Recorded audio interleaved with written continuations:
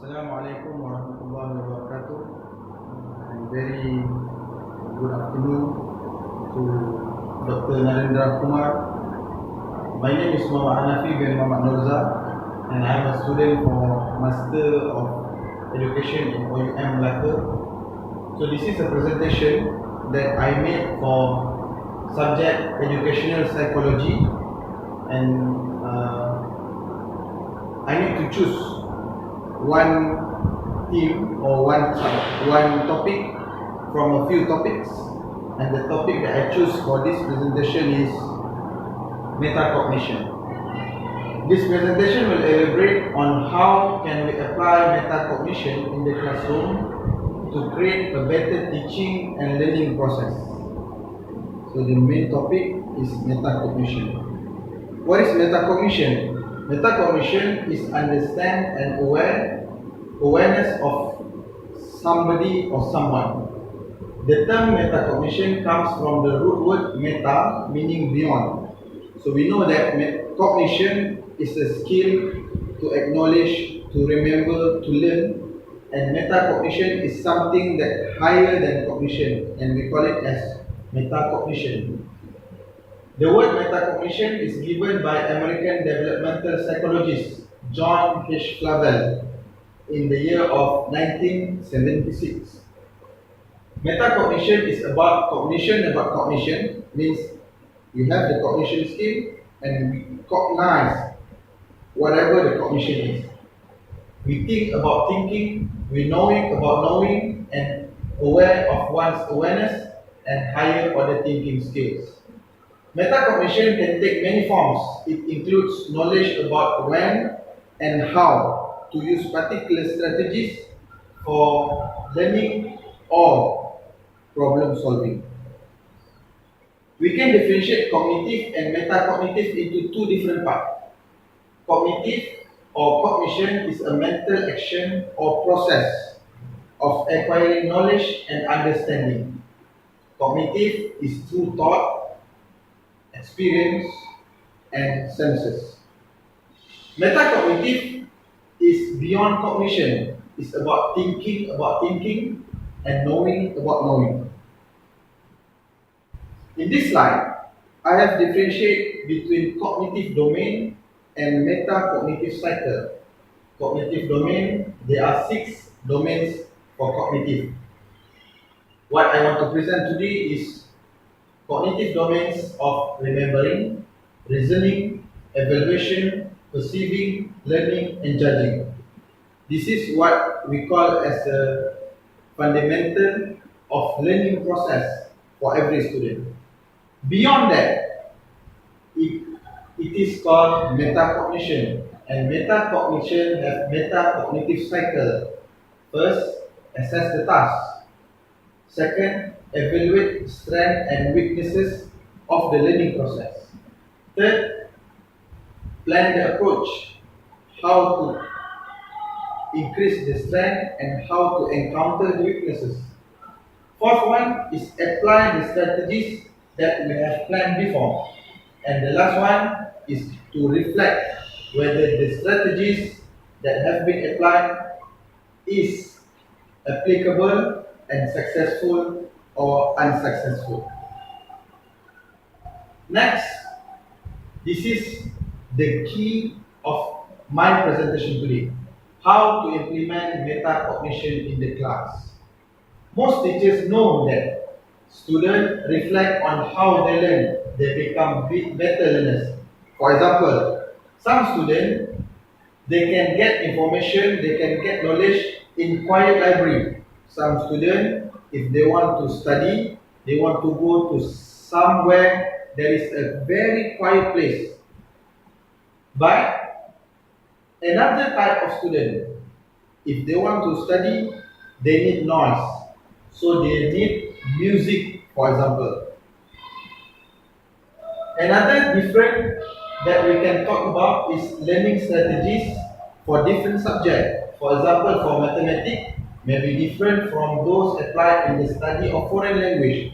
In mathematics, there's a need of a lot for training or exercise. But foreign language, there's a lot of requirement for talking, for listening skills, and etc. With greater awareness of how they acquire knowledge, students learn to regulate their behavior to optimize learning. They begin to see how their strengths and weaknesses affect how they perform. As students' metacognitive abilities increase, research suggests that they also will achieve a higher level of achievement. Today, I will present about 7 strategies how to implement metacognition in a class. First, we can give our students practice recognizing what they do not understand. The act of being confused and identifying one's lack of understanding is an important part of developing self-awareness. Take time at the end of challenging class to ask what was most confusing. After the end of the class, we need the student to identify in every chapter or in every subtopic that they have learned what is the most confusing. So this is the area where they need to put more effort on it. This not only jumpstarts metacognitive process, but also create a classroom culture that acknowledge confusion as an integral part of learning. Second strategy is teach students how their brain are wired for growth. They believe that students adopt about learning and their own brain will affect their performance. Research shows that when students develop a growth mindset versus a fixed mindset, they are more likely to engage in reflective thinking about how they learn and grow. Teaching kids about the science of metacognition can be an empowering tool, helping students to understand how they can literally grow their own brains. We need to talk to our students, we need to explain to them that our brain is beyond what we have used today. If we can remember, if we can memorize, if we can calculate, if we can read, if we can write, so this is the fundamental, and our brain can do something more or beyond whatever we have today. Third, provide opportunities to reflect on coursework. Higher order thinking skills are fostered as students learn to recognize their own cognitive growth. Questions that help this process might include, for example, before this course, I thought earthquakes were caused by ... Now I understand them to be the result of blah blah blah. So after the learning, we need to ask our student, we need to check our student. The student itself need to check whatever they have learned before or whatever information that they have gained before is different than what they have learned in the class. How has my thinking about greenhouse gases changed since taking this course? So when we teach them, there is something new that can make different to their previous knowledge. Number 4, have students keep learning journals. One way to help students monitor their own thinking is through the use of personal learning journals. Assign weekly questions that help students reflect on how rather than what they learn. For example, after they have learned one subject, you need to ask themselves, or they need to ask themselves, what was easiest for me to learn this week and why? What was most challenging topic that I have learned this week? Why? What study strategies that work well as I prepared for my exam? What strategies for exam preparation didn't work well? What will I do differently next time? What study habits work best for me and how to implement that? What study habit will I try or improve upon next week? Encourage creative expression through whatever journal formats work best for learners. For example, they can use mind maps, blogs, lists, e-tools, and etc. So the learning journals is for them to recognize, to examine, to recheck whether whatever they have learned, is it suitable, is there any potential ways to improve their learning and their result in getting the information or knowledge? Number 5, use a rapper to increase students' monitoring skill. A rapper is a short intervention that surrounds an existing activity and integrates a metacognitive practice. Example, before a lecture, give a few tips about active listening. After the lecture has been done, ask students, from all that I have taught you today, please write down 3 key ideas. Afterward, share what you believe to be the 3 key ideas that I have taught today and ask students to self-check how closely they are meshed with your intended goals. When used often, this activity not only increase learning but also improve metacognitive monitoring skills for the student. Number 6, consider essay versus multiple choices. This just shows that students use lower thinking skill to prepare for ABC answer scheme and higher level metacognitive for essay exams.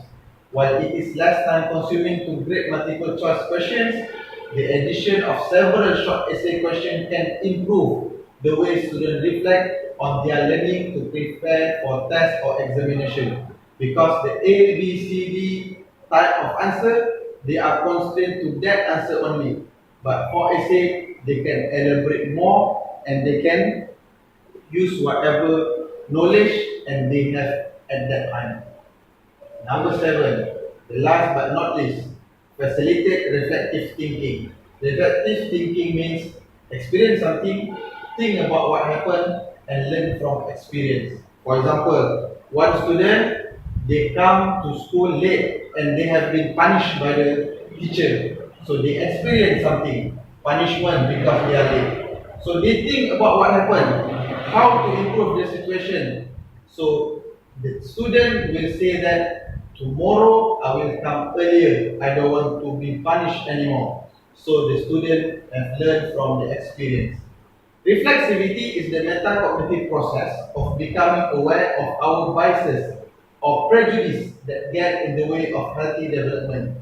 Teachers can create a classroom culture for deeper learning and reflexivity by encouraging dialogue that challenges human and societal biases. When students engage in conversation or write essay on bias and moral dilemmas related to politics, wealth, racism, poverty, economics, and etc., they learn to think about their own thinking. So if one student, they are biased or they are skewed to some thinking or some paradigm, so the teacher can use that to encounter and to think about their own thinking. So they begin to challenge their own bias and become more flexible, as well as the student will will enhance their critical and adaptive thinking strategies, and they can be a critical and adaptive thinkers.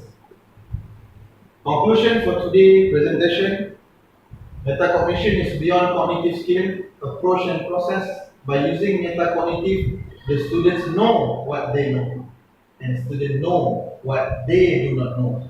The student can use what they know to solve questions, whether in a test or examination. The students can plan, assess, apply the strategies to gain knowledge, to encounter what they do not know. Metacognition can enhance and improve the students' learning process and results. I think that's all for today. This is the references that I gained some points to include into my presentation today. I hope this presentation will conclude, give basic information about what is metacognition and how to implement metacognition in the classroom. That's all for today. Thank you for your time. Thank you very much. Goodbye.